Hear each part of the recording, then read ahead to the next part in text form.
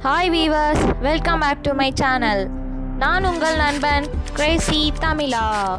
இன்றைக்கி இந்த வீடியோவில் நாம் களக்காட்டில் இருக்கக்கூடிய அருள்மிகு சத்தியவாகீஸ்வரர் உடனுரை கோமதி அம்மாள் திருக்கோயிலோட ராஜகோபுரத்தை பற்றியும் அதோட வெளிப்பிரகாரத்தை பற்றியும் பார்க்க போகிறோம். வாங்க வீடியோக்குள்ளே போகலாம். முதல்ல கோயிலில் இருக்கக்கூடிய இறைவன் பெயர் சத்தியவாகீஸ்வரர், இறைவியோட பெயர் கோமதி அம்மாள், தலவிருட்சம் புன்னை மரம். இப்போ நாம் கோவிலோட அமைப்பை பற்றி பார்க்க போகிறோம்.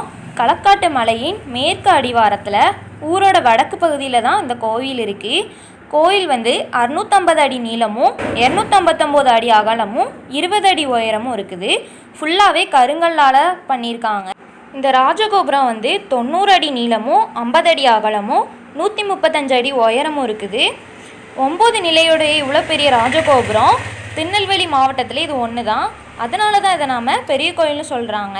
இந்த ராஜகோபுரத்தில் 9 நிலையிலுமே கிழக்கு மற்றும் மேற்கு சுவரில் ராமாயணம் மற்றும் மகாபாரத காட்சிகளை விளக்கக்கூடிய வண்ண ஓவியங்கள் காணப்படுது. இது எல்லாமே மூலிகை வண்ண கலவையால் ஆனது. இந்த ஓவியங்கள் எல்லாமே தஞ்சை பெரிய கோயிலை ஒத்தது.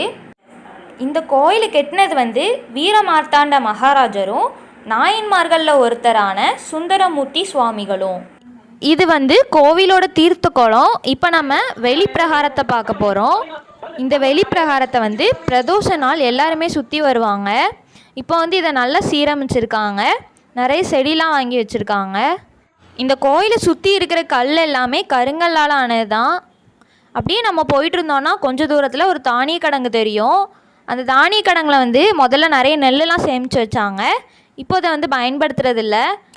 மன்னர்கள் காலத்தில் நெல் தானியங்கள் எல்லாமே இதில் தான் சேமித்து வச்சாங்க.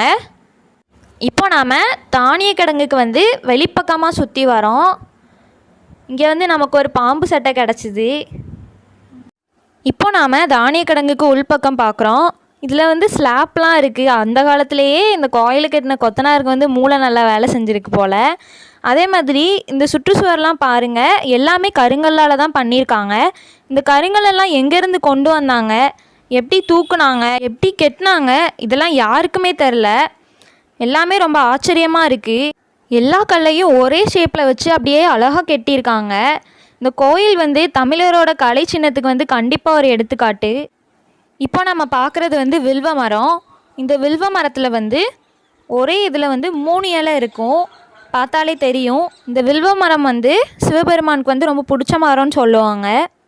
இந்த வில்வ இலையை பறித்து சிவபெருமானுக்கு வச்சு நம்ம வேணுனோன்னா நம்ம வேணுனது கண்டிப்பாக நடக்கும்னு சொல்லுவாங்க. இந்த வில்வ மரத்தோட காய் நிறைய மருத்துவ குணம் உடையது. இப்போ நம்ம பார்த்தோன்னா இங்கே ஒரு கிணறு இருக்குது.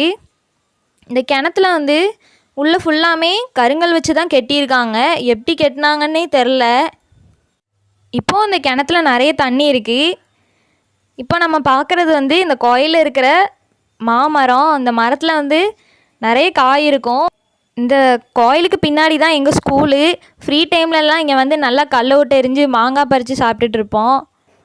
அவ்வளோ டேஸ்ட்டாலாம் இருக்காது, ஆனால் அதில் ஒரு ஜாலி எல்லாம் இருக்கும்.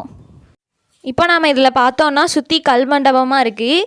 இந்த கல் மண்டபத்துக்கு சைட்லோடி போனோன்னா இங்கே ஒரு கிணறு இருக்குது. இந்த பக்கம் யாரும் வரமாட்டாங்க அதிகமாக. இந்த கிணறும் அதே மாதிரி தான் கல்லால் தான் கெட்டியிருக்காங்க. இன்னும் இதுலேயும் தண்ணி இருக்குது. இப்போ இங்கே ஒரு ஜன்னல் மாதிரி இருக்குது. அது வழியாக பார்த்தோன்னா உள்ளே இருக்கிற மூலவர் தெரிவார். இந்த சைடில் இருக்க சுற்றுச்சுவரெல்லாம் நிறைய வருஷத்துக்கு முன்னாடி இவங்க கட்டினது. இப்போ நாம் பார்த்தோன்னா இங்கே ஒரு வாசல் தெரியும். இந்த வாசல் அடைச்சிட்டாங்க. இது ஒரு வழி உள்ளே போகிறதுக்கு. இந்த ஜன்னல் வழியாக பார்த்தோன்னா எங்கள் ஸ்கூல் தெரியும். நாங்கள் படித்த ஸ்கூல். எல்லா நேரங்கள்லேயும் இந்த வெளிப்பிரகாரத்தை எல்லோரும் சுற்றி வர மாட்டாங்க, உள்பிரகாரத்தை தான் சுற்றி வருவாங்க. இந்த பிரதோஷ நேரங்களில் மட்டும் எல்லோரும் வெளிப்பிரகாரத்தையும் சேர்த்து சுற்றி வருவாங்க. இந்த வழியாக நம்ம பார்த்தோன்னா கோயிலோட சைட் வியூ தெரியும். இங்கே ஒரு சிலை உடஞ்சி கிடக்குது. இவங்க சீரமைக்கும் போது இது உடஞ்சிருக்கலாம். இந்த வீடியோவில் நாம் வெளிப்பிரகாரம் மட்டும் பார்த்துருக்கோம். உட்பிரகாரம் பற்றி தெரிஞ்சுக்கணுன்னா நெக்ஸ்ட் வீடியோ பாருங்கள். வெளிப்பிரகாரத்தை பற்றி பார்த்தோன்னே கோயிலை பற்றி தெரிஞ்சுக்கணுன்னு எல்லாருக்கும் ஆர்வம் வந்திருக்கும். நெக்ஸ்ட் வீடியோ கண்டிப்பாக பாருங்கள். கோயிலோட உட்பிரகாரம் பற்றி போடுறோம். தேங்க்ஸ் ஃபார் வாட்சிங் கைஸ். இந்த வீடியோ உங்களுக்கு பிடிச்சிருந்தனா லைக் பண்ணுங்கள். ரொம்ப பிடிச்சிருந்தா உங்கள் ஃப்ரெண்ட்ஸோட ஷேர் பண்ணுங்கள். தொடர்ந்து வீடியோ பார்க்கணுன்னா எங்கள் சேனலை சப்ஸ்கிரைப் பண்ணுங்கள். நெக்ஸ்ட் வீடியோவில் பார்க்கலாம். பாய். தேங்க்யூ.